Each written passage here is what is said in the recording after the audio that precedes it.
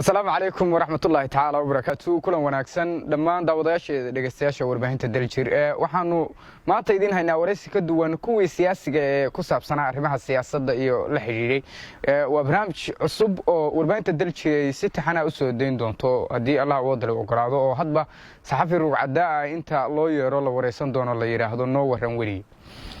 waxaan ku bilaabayaa barnaamijkan oo aan maanta kaga qabanayo magaalada Garowe caasimadda Puntland Maxamed Axmed Ilka Case oo in muddo saxaafadda ka soo shaqeynayay boosaaso ka soo bilaabay 2002 markii dambe tagay Nairobi Muqdisho ka shaqeeyay TV-ga qaranka Soomaaliya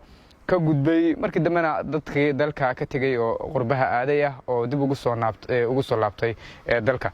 Maxamed Axmed Ilka Case in badan oo idinka mid ah hadii aan iraahdo si dhow oo dadku ku garanayaan bal Maxamed marka hore moobilka aad garaacday uu dansan yahay intaasna kaga filan marka waxaan rabaa Maxamed Axmed marka hore waayahaga saxaafadda iyo moobilka garaacday iyo hawlahaas intaynaan u gudbin bal horta waa kuma Maxamed Axmed aad u maasantahay saaxiib waxaan xasan dhalo aad iyo aad kugu mahad celinayaa adiga iyo bahda radio Daljir waxaan si gaar ah rabaa inaan kaaga mahad celiyo shaqada quruxda badan ee shacabka Soomaaliyeed u haysid wadan barista ah af barista ah sheekooyinka macmacaan ee quruxda badan ee u sameysay oo kamid ah dadka ku taxan inaan kaaga mahad celiyo idaacadda Daljirna waxaan rabaa inaan uga mahad celiyo sida ay ugu far adeegtay una difaacayso traditional media ama saxaafadii soo jireenka ahayd oo ay u diidan tahay ama gaarka ay uga hayso in saxaafadda aan qaydka ama shuruud qabanin aan sharcigu qabanin ee social media in ay dadka dhigahoodii la wareegto marka idinkana gaarka aad ka haysaan in saxaafadda shaqadeedii inaad balod ka dhigateen inaad shaqo si qurux badan aad u qabataan oo aad baan idinka mahad celinaya Daljir ahaan adigana shaqada quruxda badan ee shakhsi ahaan haysid baan kaaga mahad celinaya marka hore inta ka soo aniga magacaygu waa Maxamed Axmed Sheekh Maxamed Ilka Case ayaan ku magac dheerahay waxaan ka baxay dugsiga sare ee Imaam Nawawi 2007 Boosaaso aniga oo yar ayaan saxaafadda bilaabay 2002 dhamaadkeedii idaacad la oran jiray midnimo ayaan saxaafadda ka bilaabay midnimo ayaan muddo ka shaqeynayay markii dambana waxa aan wareegay oo muddo kooban ka shaqeynayay idaacad muddo kooban shaqeynaysay oo STN la dhihi jiray dibatana SPC ayaan si fiican ugu hana qaaday oo shaqadeedii ugu badnayd ay ka bilaabatay oo aan sanado badan ka shaqeynayay oo barnaamijyo waara ilaa maanta socda oo aan ka bilaabay ay ilaa maanta ka socdaan oo kamid yahay barnaamijkan kadiska ee Ramadaanka ee xaafaduhu ku tartamaan oo aan 2006 ka bilaabay iyo barnaamij kale oo isna la yiraahdo Saaka iyo SPC oo isaguna mina subaxii soo gala markii iskuulada la aadayo shaqooyinka loo kala hayo marka shaqadeydii ugu badnayd intaan joogay SPC ayaan ka sameeyay kadibna waxaan ka shaqo bilaabay telefishinka ETN oo markii dambe saan uga shaqeynayay wareejiyay magaalada Nairobi ayaan markii dambena shaqada TV-ga ka sii waday halkaas ayaan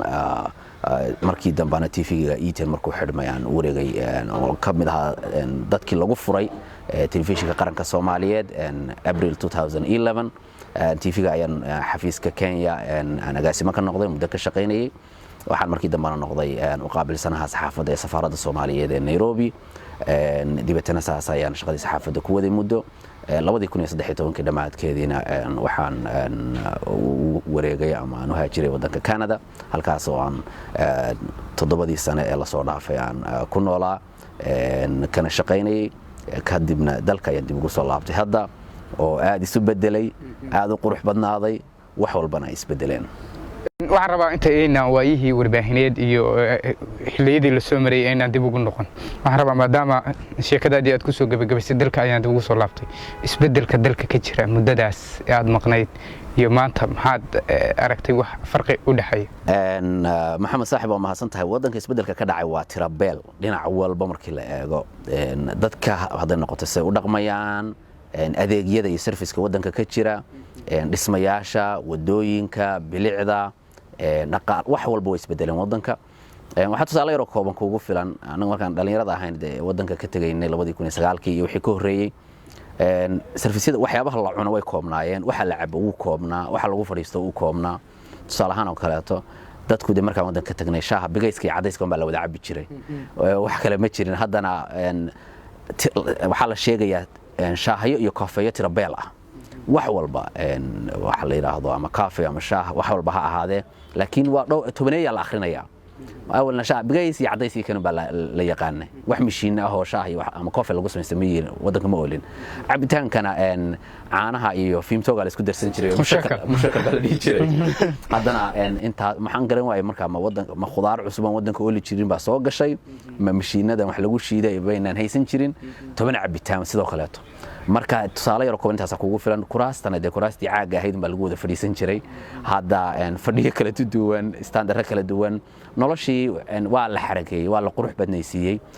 noloshii xaraaba loo yeelay waa la dhadhan noloshii dhadhan baa loo sameeyay iyadoo bariga hore aan wadanka joognay dhalinyarada waxa entertainment ama baashaal ama waqtigooda ku raaxaysan jiray kaliya inkastoo de mustaqbal xumo iyo dhibaatooyin kale badan ay leedahay dadka balwada leh oo kaliya dhalinyarada aan balwada lahayn kuma maanay haysan waxay ku entertain gareeyaan meel ay tagaan waxay sameeyaan lacagtooda xataa waxay ku isban gareeyaan maysan heli jirin dhalinyarada aan balwada lahayn ayaanu kamid ahayn laakiin markii dambe iyo haddaba de waxa socota in qofku isaga oo aan hawlaha ku jirin inuu nolol qurux badan oo raaxo leh oo ku ka helayo oo ku noolaado يعني maanta aday kugu xiran tahay hotelka aad fadhiisanayso meesha aad ka qadaynayso meesha aad ka shaahaynayso noloshu waa kala standard marka qurux aad u qurux badan yani waxa kale isbedelay serviceka adeegayaasha dadka maqaaxiyaha meheradaha dadka shaqeeya ba isbedelay say u shaqeynayaan say u adeegayaan serviceka ay bixinayaan waxa isbedelay ciidamada iyo laamaha ammaanku qaabkay u shaqeynayaan oo aad iyo aad iga cajabiyay ciidamo maalin taliyaha booliska waxaan ku lahaa ciidanka garowga ka shaqeeya ama Puntland booliska ka shaqeeya way ka fiican yihiin waa statement aad u adag laakiin waxaan dhihi karaa way ka fiican yihiin booliska Canada marka waan sababiyo booliska garowga ka shaqeeya iyaga oo shuruucdii iyo ruleski iyo wadanka sharcigiisa raacaya bay haddana common sense-ki ama yani tixgelinayaan waxyaabaha duruufaha jira مثلا waxa laga yaabaa in sharci lagu weydiiyo oo dan markaa wadanin in markaa waxa laga yaabaa ama damaanad ama wada kale lagu maro laakiin booliska Canada ma yaqaano booliska Canada waxaad muuqdaa robot meel la istaajiyay ama yani machine meel la istaajiyay oo la yiri ruleska raac ma yaqaanaan yani xeerjajab sidana la sameeyaa iyo wadadana la maraa second option waxa ma yaqaanaan laakiin booliska garow isagoo sharciga raacaya oo si edeb lagu dhaqmayo oo amaanka ilaalinaya oo ku baaraya oo si akhlaaq la ku istaajinaya ba haddana hadii ay duruufi kugu timaado duruuftii buu fahmaya duruuftii buu kala shaqeynaya in la xaliyo hadii aad wax sharci darro ku jirto waxa laga yaabaa in wax sharci darrada ahayd si aadan u noqonayno adigana 10 ku ah haddana aan lagu lugoyno dhibaatooyin lagu geysan in lagu xaliyo laga yaabo marka boolis sharciga ilaalinaya haddana common sense-ki iyo fahamkii iyo yani sida ay wax u socdaan kula fahmaya baa jira marka aad baan wadanka isbedelkiisa uga helay xaqiiqdii waa mahadsan tahay maxamed axmed in badan oo arrimahaasi ka badan iyaad ka sheekaysay oo cajiib ah oo la xiriira isbedelkii dalka ka dhacay muddadaas waxaan rabaa inaynu soo noqono waayaheennii iyo waraysigeenu halkii uu daaranaayay ugu muhiimsanayd oo ahayd uguda oo ku saabsanayd warbaahinta waxaan rabnaa waraysiga aan qaadaynaa in uu casharna u noqdo wax badan oo xog hoos saxafiyiintu ay hayaan oo marka mikrofoonka ama warka la gudbinayo la soo gudbin in oo aan ka sheekaysano maadaama waraysigeenu yahay waraysi tilmaamid iyo toosinta saxafiyiinta jiilka hadda jira waxaan rabaa markii koowaad warbaahinta intaadan bilaabin ka hor saxaafaddu siday kula ahayd iyo jacaylkaad u qabtay mise waad iska soo gashay aad baan mahadsan tahay saaxiib maxamed saxaafaddu xaqiiqdii bariga waxaa jira idaacadaha waliba BBC-da intii la dhageysto casarkii iyo xilliyada ay soo gasho ba sodomeeyo oday 40 dadku yani si garanaysa qaabkii loo dhageysan jiray raadiyaha yar baa dad aad u fara badan ka dhaxayn jiray marka qofka ka dhex hadlaya inaad meesha uu ka soo hadlayo kala ka soo hadashid wax aad u weyn bay ahayd oo marka qaarkood yani faham darradu waxay keenaysay in qofkii hareeraha raadiyaha laga eego meesha uu ku jiro iyadoo la eegayo la doonayo la ogaado marka yani qaab iska dhiiranaan ah oo idaacadaha iyo telefishinada carabtan aad u daawan jiray marka aadna u dhageysan jiray marka qaab anoon wax basic oo aqoon ah oo marka ay bilaaban aan jirin ciyaal iskuulska ah oo fasalka 7 dhigtay iskuulka ayaan idaacada tagay midnimo allah naxariista waxaan rabaa halkan inaan uga mahad celiyo cabdishakuur mire aadan oo maamulka iyo mulkiilaha idaacaddana ahaa maamulkana ku jiray oo aad ii gacan qabtay oo aad ii la shaqeeyey oo aad ii soo dhoweeyey aniga oo wax laygu doorta aanay jirinin i doortay hawlgeliyey kadibna raggii iyo asxaab iyo gabdhihii wiilashii idaacadda igu soo dhoweeyey oo aad u fara badnaa ayaan iyagana u mahad celinayaa oo shaqada saxaafadda markaad ku cusub tahay jaaniska ugu badan ee lagu siiyo waa in adiga iyo mikrofoonka laysu kiin madax banaysiiyo oo adiga iyo mikrofoonka laysku kiin badiyo marka midnima kaga soo bilaa midnima kaga soo biiray waa November 2002 November 2002 marka shaqadii marka fursadii heshay oo soo gudan gashay ka waran isbedelkii iyo waxaad aaminsanayd maxaa ka haray maxaa kugu soo kordhay xaqiiqdii waxyaabo badan oo marka hore firkanax badan baa jiraya oo mikrofoonku marka isku cusub tihiin qaabkaad u hadlaysid waxaad ka shakinaysaa in lagu maqlayo in lagu dhageysanayo marka qaarkood waxa ku qabanaysa inaad sida raadihii ama halowgii war ma la maqlaya inaad tiraahdo laga yaabo inaad ku sigato ku celisid rag badan oo baada saxaafadda ka mid ah markay khaldamaan oo kale astaghfirullah marka waxyaabo kale way dhacday waxa rabaa iyadana inaad markeeda nooga sheegto absolutely marka waxyaabo cajaa'ib baa kugu imaanaya marka aad mikrofoonka dul fadhiisatid firkanax badan baa imaanaya laakiin maalmo kadib waad iskala qabsanaysaa maalinta ka dambaysa toonkaagu waa soo adkaanaya waxaad moodaysaa marka hore dhan shucuurtaada dhan baa wada hadlaysa sibaad gebigaaga dhan firkanax ugu jirtaa mikrofoonka inta aad u jirsanaysid ma taqaanid in lagu maqlayaad ka shakinaysaa yani waxyaabo badan baad oo attentionkaaga la tegaya kugu hareeraysan markaad ku cusub tahay laakiin marka dambe waad iskala qabsanaysaa waxaan rabaa waxaa jirtay xilligan la joogo warbaahintan casriga oo Facebook iyo social media iska wada yaacayo oo qofkii aanu hadduu doono wariye u baahanayn isagu live iska soo fariisanayo waxaa jirta xilliga baahi saxaafadda loo qabay oo weyn iyadoo weli aan laga maarmin isaynu ognahay haddana adeegya waxa lagu shaqayn jiray qalab xilligaas hadda aan lagu shaqayn oo rag badan aan soo kaarin maxaad wixii koowaad report ku aadid ma xasuusta aad ba mahadsan tahay saaxiib maxamed xaqiiqdii absolutely raadiyahan waxaa jiri raadi yar oo waxaa jiray cajalad weyn la geliyo oo cajaladaas lagu soo qabanaya marka mikrofoon yar buu afka yar ku leeyahay isaga wixiisa wata marka raadiyahaas baa qofka marka waxa laga yaabaa qof mas'uul ah oo miis aad u dheer ku fadhiya oo dhinac kale ka fadhiya baa doonaysaa inaad mikrofoonka u qabato mikrofoonkaaga xataa ku aamini maysid raadiyahaaga yaraa inaad dhulka dhigtid marka waxaa laga yaabaa inta aad isbaacin karto oo dhan inaad isa soo baaciso oo qofkaaba halka afka ka geliso inaad u dhaweysano waa rabtaa codkii inaad qabsato waa rabtaa mas'uuliyiinta laftigooda maysan fahansanayn saxaafadda oo yani jahliga ama aqoon-darrada saxaafadda ka jirta wariyaasha kuma koobnayn oo keliya siyaasiyiinta laftigooda maysan fahamsanayn waxa la yiraahdo waxa laga yaabaa qaarkood inaad mikrofoonka ku dirtaan oo wuxuu rabaa inuu bahalkii qabsado adigiina inaad u haysid baad rabtaa inaad waxaad ilaashatid baad rabtaa oo haddii uu hadal dood ka dhalan karto oo dadweynuhu aan ku qanacsan inaad su'aal ka keentaad rabtaa oo tiraad maxaad ka wadaa waxaas bal hadalka jilci dadweynaha arrinta uga jawaab inaad hadaladiisa waa hubkaagi marka qorigaaga uma dhiibi kartid qof kale marka siyaasiyiintana qaar baa waxay rabaan inay bahalka qabsadaan oo ay la wareegaan marka soo taagtid wuxuu rabaa inuu qabsado marka waa inaad muddo isjiidataan oo aad isiida haysaan isagana inuu qabsado rabaa marka yani bahladaas ku shaqo tagi jiray kadibna bahal dheeg la dhihi jiray baa inta badan loo isticmaali jiray lagu balay jiray marka waxay ahayd wax iska manual u badan bay ahayd oo qalabkan mar dambe baa BBC-du 2004 bay muddo 6 bilood tababar noo samaysay oo qalab digitalka ah ee codadka lagu jarjaro oo adaptationka iyo waxyaabahaasay June 2004 ilaa December 2004 kiiba Allah naxariistay Yunus Ali Noor iyo Ustaad Yusuf Xasan oo isna hadda nool iyo gabar la dhihi jiray Salista Hicks oo BBC ka tirsanaaba chorus 6 bilood ahaa oo dheeraa oo ay ka wada sameyn jireen Boosaaso iyo Hargeysa iyo Marka baa wariyaal badan oo ku tababartay baan kamid ahaa oo mashruucaas ka soo baxay markaasaan digitalka iyo qalabka codadka sida loo jarjaro iyo sida ay ahaa baan wax badan ku fahanay laakiin markii hore waxaan iska xoogsataan iska baxsan jiray waxa jirtay sheekooyin dhacay xilliyadaas aad joogtay raadiyahaas oo waxa kamid ahayd sheekadii hadda aad soo carabtay astaghfirullah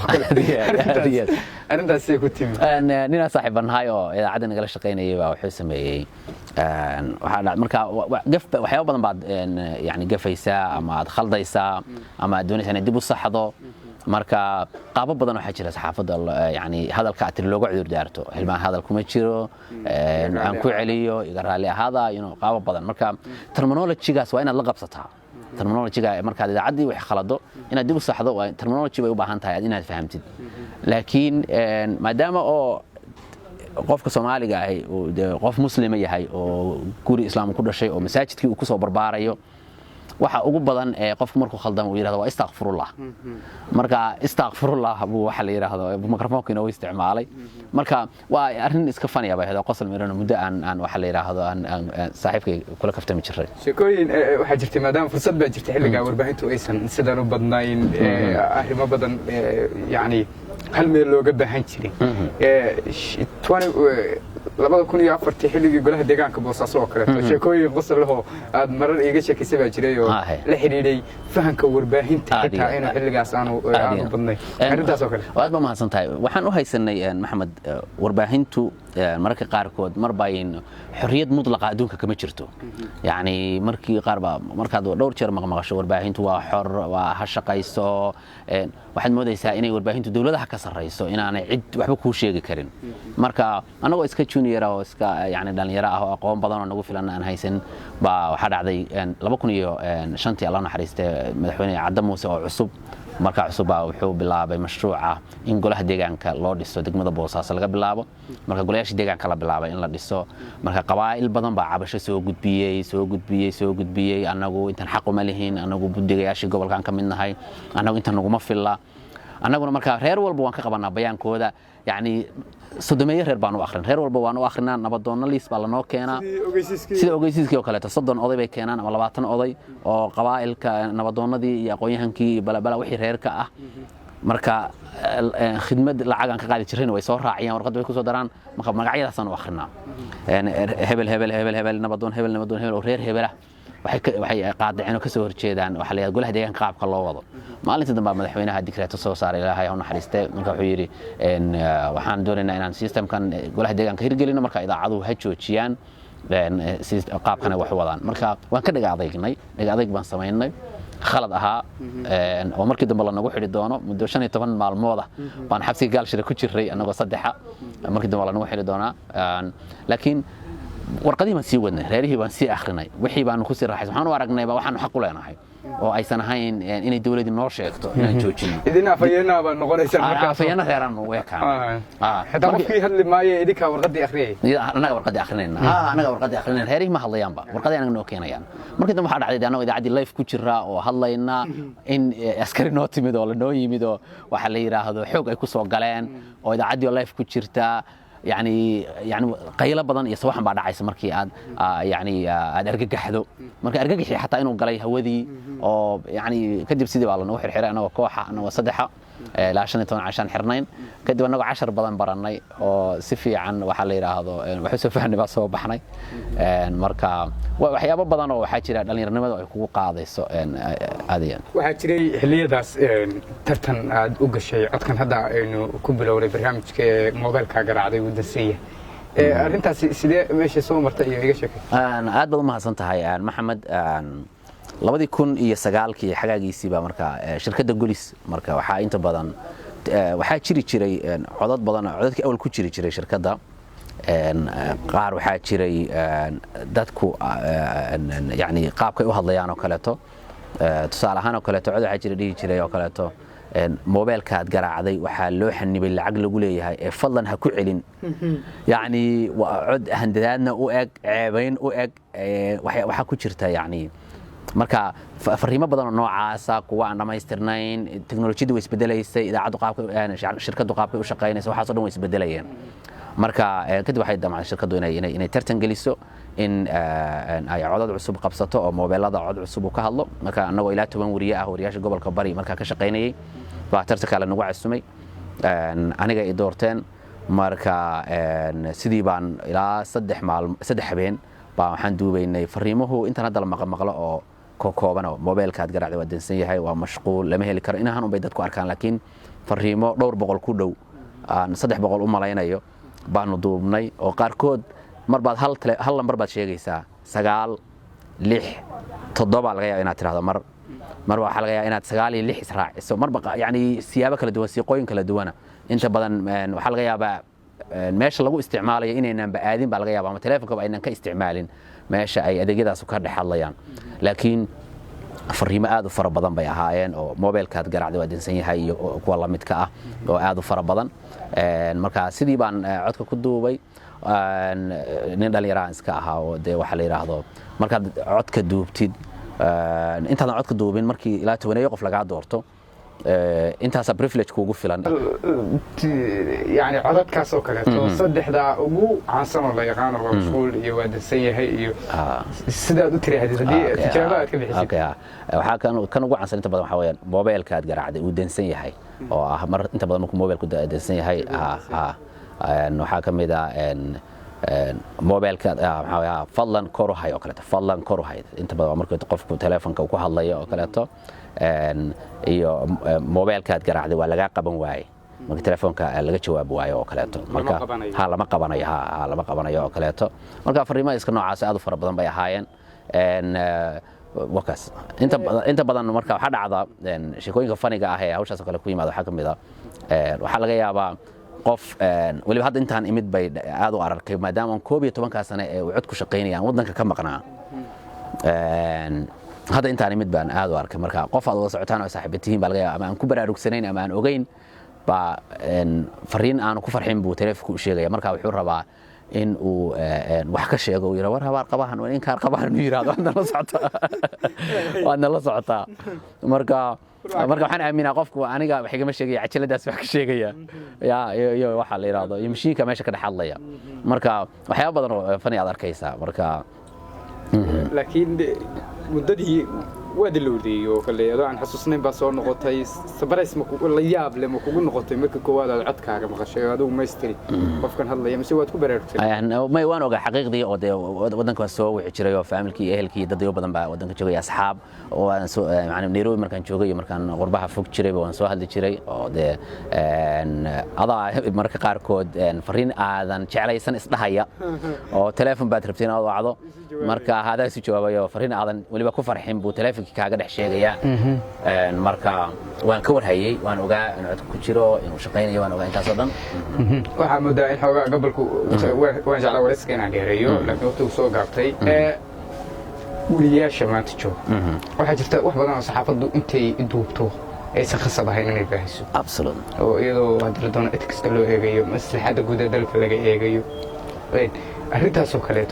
warbaahintu habkay ugu baraarugi karto iyo waxyaalo ka soo maray absolutely maxamed saaxiib aad baa u mahadsan tahay saxaafaddu waa ammaano aad u culus oo loo baahan yahay inuu sida ugu quruxda badan u gudano waayo qof ammaanadii dadweynaha haya dadku amiirka ama mas'uulka madaxweynaha kaliya u arkaan inuu mas'uuliyad hayo laakiin dadkeena mikrofoonka haya ammaanaynu hayno waa inaynu ka fiirsanaa waxaynu dadka u sheegayno waxaynu u gudbinayno mas'uuliyad weyn bayna saaran marka kala shaandhayn badan baad samaynaysaa marka aad waxa la yiraahdo aad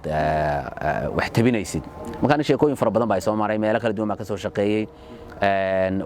shaqo saxaafadeed baan wadamo badan u aaday oo ay Qatar ka mid tahay oo China ka mid tahay oo Tanzania ka mid tahay oo Uganda ka mid tahay oo Kenya waa ka shaqeynay marka ciidamada raacay saahana qata 2011 markii bilaabanaysay xoreynta Jubbooyinka oo ciidamo saddex ahaayo waxa jiray ishareer socday oo kaalmeynayay oo Somali National Army iyo ciidankii Jabhadda Raas Kaamboniinta markii dambe dawlad goboleedka Jubbaland noqday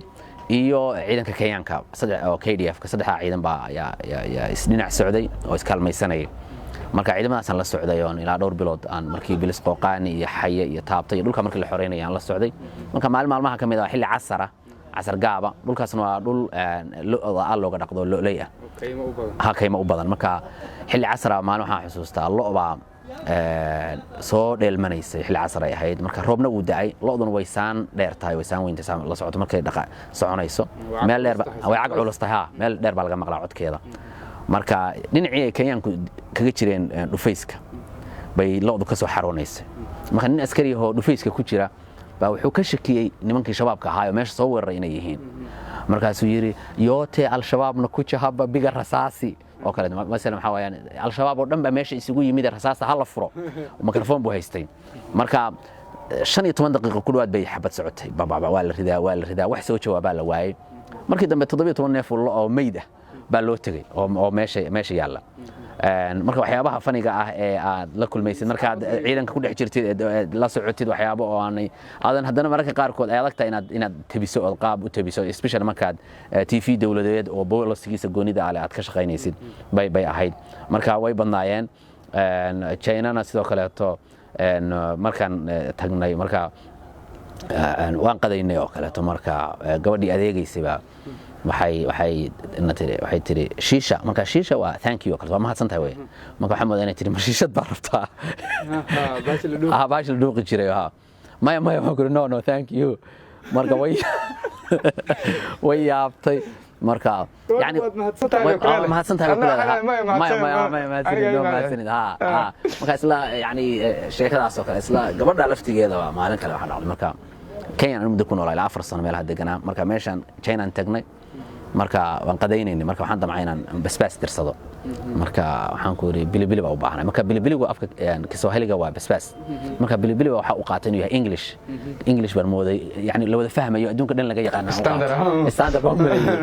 marka waxaan ku yiri bilibili keen gabadhii marka janiskuna waa dad iska aad baari oo ah ma rabaan inay kugu soo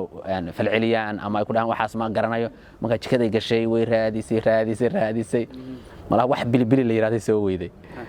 marka way igu soo noqotay tiri please sir can you spell ma spell garan kartaa ma qori kartaa waa isla qumanahay marka anigu qoray bilibili waa qoray waa u dhiibay haddana way tagtay soo weyday soo wareegtay mar dambe oo ay naxsan tahay isleedahay qofkan kasta marka wuxuu rabay umaadan sameeynin baa nin igu xigay baa hadsaas dalbaday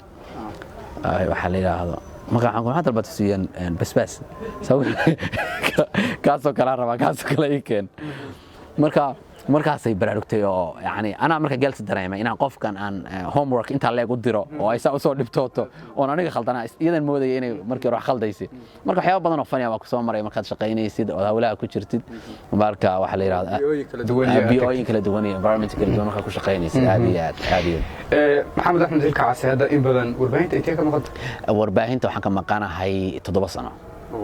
inkastoo oon cafwan 7 sano shirkadu waxay jirtaa nin saaxiibka aan sameynay intaan Canada joognay oo la yiraahdo Diwan Films oo film documentary aan sameyn jiray markii sanadkii ama 6 bilood mar la joogo hal filim laakiin ma aha part time ma aha wax joogto ah dhif la arag way Cabdirashiid maxaa hashaa waxay xiliye kooban ah oo dhif la arag oo markii waqti ka tagay aan hal barnaamij sameyno laakiin ma aha wax joogto aan sameyno inaha yar oo ka warhayn una ma ahane laakiin in aan halkani waa telefishinka qaranka Soomaaliyeed ama halkan waa idaacad Hiblaayo inaan dhaho oo caadi sheeko u sameeyo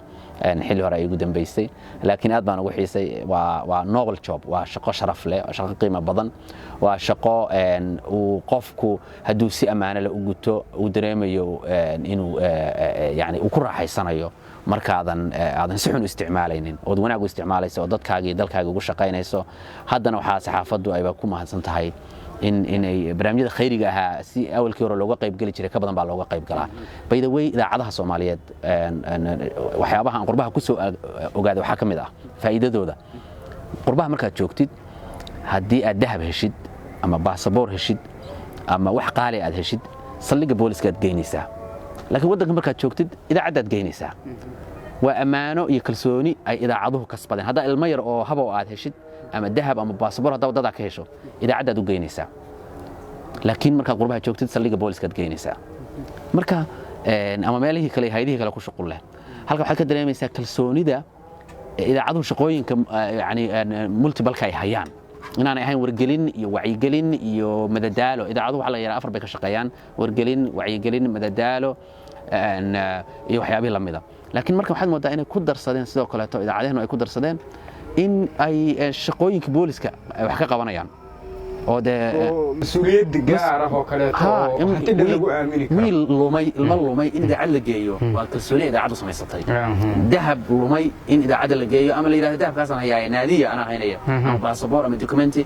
waa kalsooni idaacadu samaysteen marka institution aad u muhiimsan bay idaacaduhu wadankeena ugu jiraan oo aad u qurux badan aad baa u mahadsan tahay maxamed axmed ilkaasi waxaan rabaa waa soo gabagabeynayna waxaan rabaa aad iyo aad baan kugu mahad celinayaa oo waxaan rabaa inaan fursad kuu siiyo talo iyo fariintii aad gudbinaysid saaxiib aad iyo aad baad u mahadsan tahay maxamed taladaydu xilli waxaan ku jiraa crisis xilli waxaan ku jiraa wadankan wuxuu marayaa xilli siyaasadeed oo kala guur ah inagoo election season ku jiray ba haddana election season kan ku jiro aad moodaa si smooth ah uma socdo oo yani caqabado badan baa jira marka waxaan ugu baaqayaa ummadda Soomaaliyeed inay gacmaha isqabsadaan inay iskaalmaystaan in laysu tanaasulo in laga fakaro dhalinyarada iyo ciyaalka iyo kuwa ay dhali doonaan generationada dambe in laga fakaro inaan wax yar kooban iyo hal teeram iyo wax la mid ah laga fakarin waxaan jeclahay inaan ku soo gabagabeeyo tixgabay waxa jira aan aad u jeclahay oo uu leeyahay الله نحرسته حاجة آدنا فقلوع أو إسكاشجة يحوض قبسي كشكينيسا أبور كوبا الليل كود يساء أقلوا وينه مركو أورور دارتو أبيع الله أشقر عراية الكوه وذا شركة هلبها هذا كوجو يعني هدي إني بميل تاجنت هاي رحمة فانتنا اتفاق الآن لقوا مهلو ليبي اتفاق الآن لقوا مهلو ليبي إيمانه عندها فرع ورددوا وواحد كو يبتلو دينه aad iyo aad buu mahadsan yahay maxamed axmed ilka case rugcada saxaafadeed wuxuu marti noogu ahaa barnaamijka wariye ee warbaahinta daljir ee hadda ay bilowday oo si toos ah u socon doona maalinba aanu saxafi idin soo fariisin doono si uga sheekayo sheekooyinka qisaska ee cajiibka ee soo mara oo dhaca inta warbaahinta lagu jiro iyo taariikhaha kale iyo xaaladaha kale oo nololeed oo dadka ay ka waramaan aad baa u mahadsan tahay maxamed axmed ma